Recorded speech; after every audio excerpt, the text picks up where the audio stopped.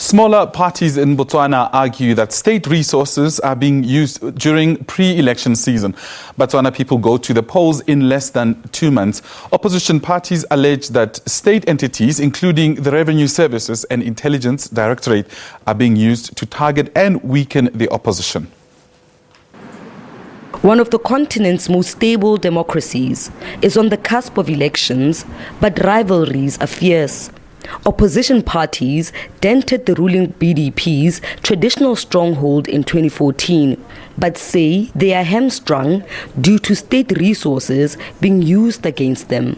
The playground is not level because, when you have a ruling party, obviously they are funded by companies, local companies. They also fund themselves from the coffers of the government. Half the time, the business people would rather support the ruling party than an opposition. The newly formed Botswana Patriotic Front, which has close ties to former President Ian Khama, speaks of a climate of unease. We've always been known to be a country where rule of law reigns supreme.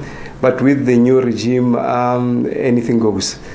They use their intelligence services to follow the opposition. I, for one, I'm tailed 24 hours a day. However, the BDP has refuted allegations of having an unfair advantage. It does not matter whether it's election year or not.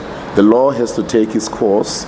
Everything has to happen to save this country, to make sure that we are a country that preserves its sovereignty and its, democracy, its, economy has to be very sound. Meanwhile, state agencies accused of targeting opposition party leaders denied the accusations. Our activities here are guided largely by the Corruptions and Economic Crimes Act. So we are not affiliated to any particular party. At no point will I or any of my officers cross the line with the law. Never. But remember, we are in the year of elections. I know that we will be used as the scapegoat. But the one thing very, very clear is nothing will deter me. Never. While the opposition remains fractured, the main contenders are the ruling BDP, the Umbrella for Democratic Change, the Alliance for Progressives, and the Botswana Patriotic Front. Sentleeng Lehihi, SABC News, Gaborone, Botswana. Back home now, the family of a slain ANC councillor